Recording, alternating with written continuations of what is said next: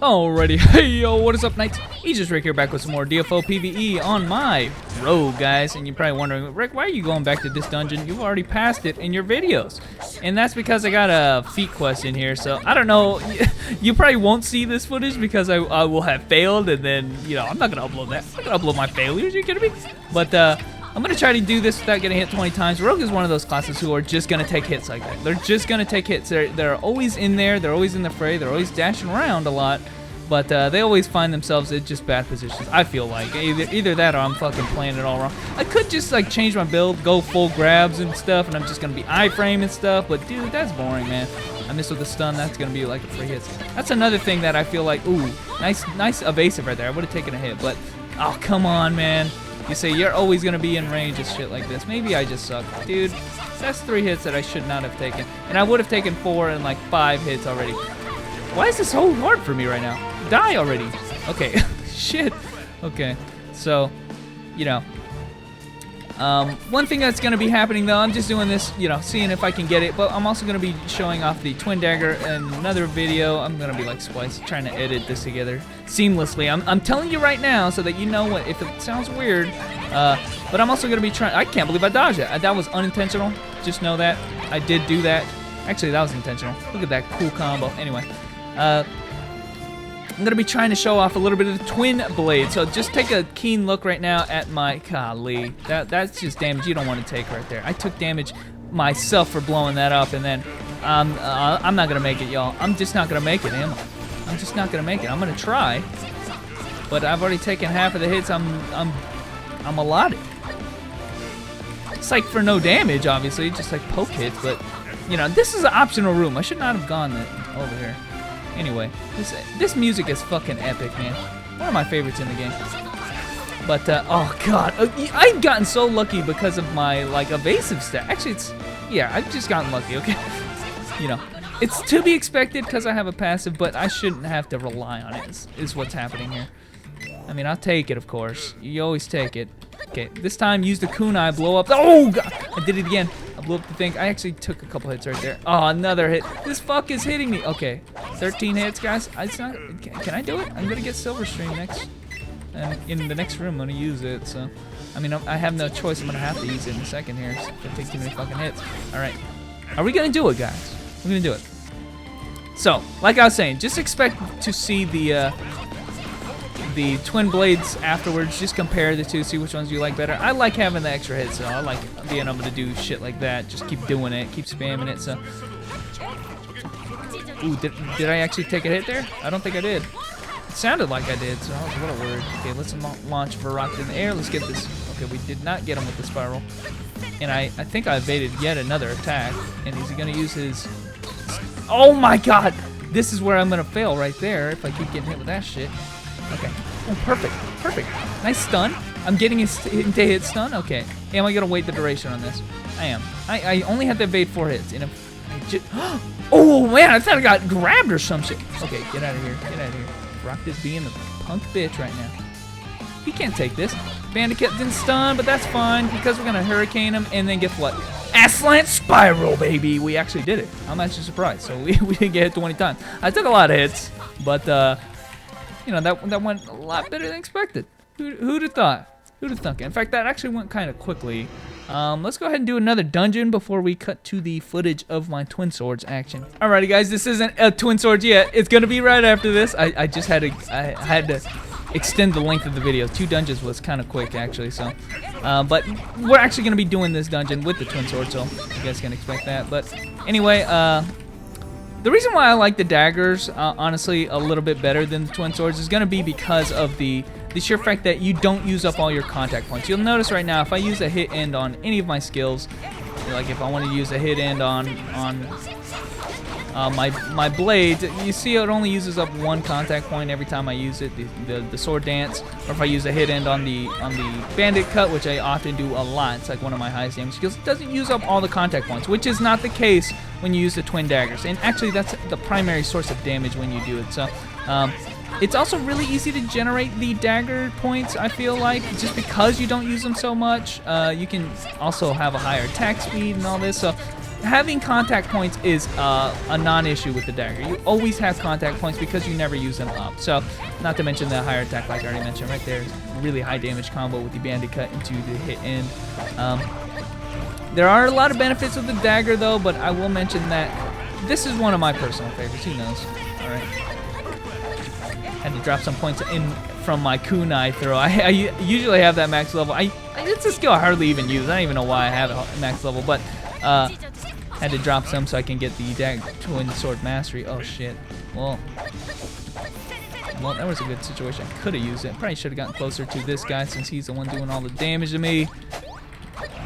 And being able to, you know, spam that skill is really nice. The bandit cut. Chainsaw not too strong, but this shiny cut also I have the TP skill for it. I forgot to mention that. That's actually one where if you get the TP skill, you actually reduce the length of it, so it makes it easier to dash and actually do it for damage. If you keep going too quickly or too far away, then it's hard to kind of combo that together. You're just kind of dashing too far to make it useful. But right there, I have 5 TP points in it.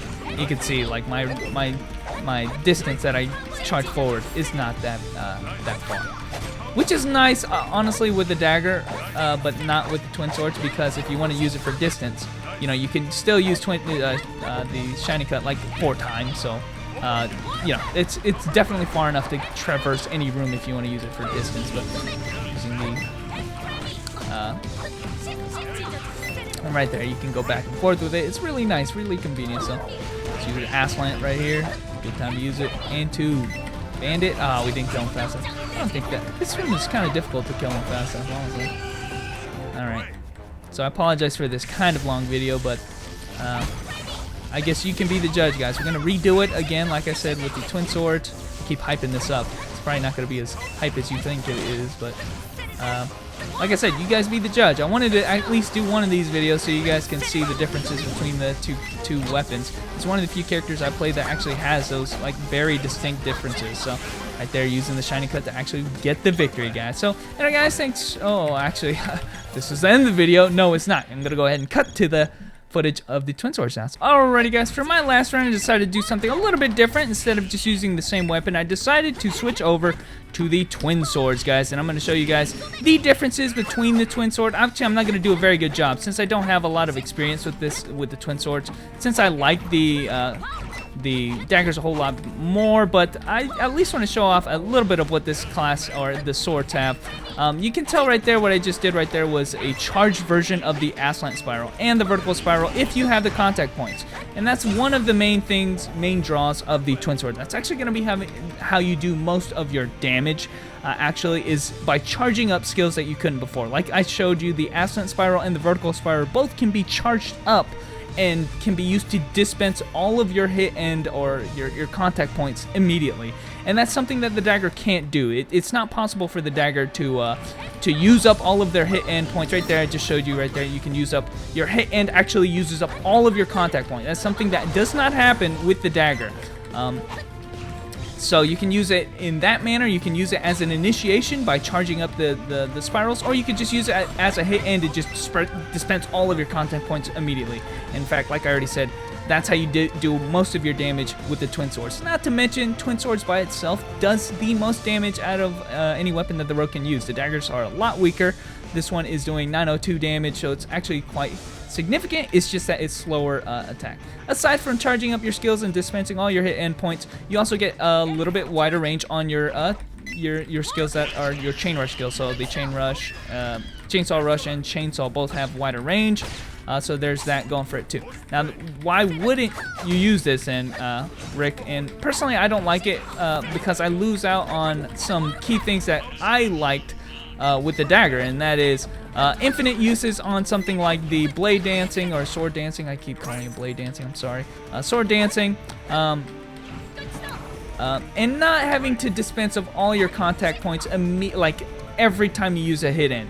That's kind of the thing. Like I said, you do most of your damage by just blowing it all, but sometimes you want to hold on to them, you know, just to buff up your other skills, and the dagger does not. It actually is very difficult to use up all your contact points on the dagger because it doesn't use them all up, but this one definitely uses them all up if you do any kind of hit end or any kind of charge up, and that's what we're going to try to do I mean, we're gonna try to, we're gonna see how much extra damage. I mean, right there, you just use one hurricane, and that's just not a very good skill to hit and in this room especially.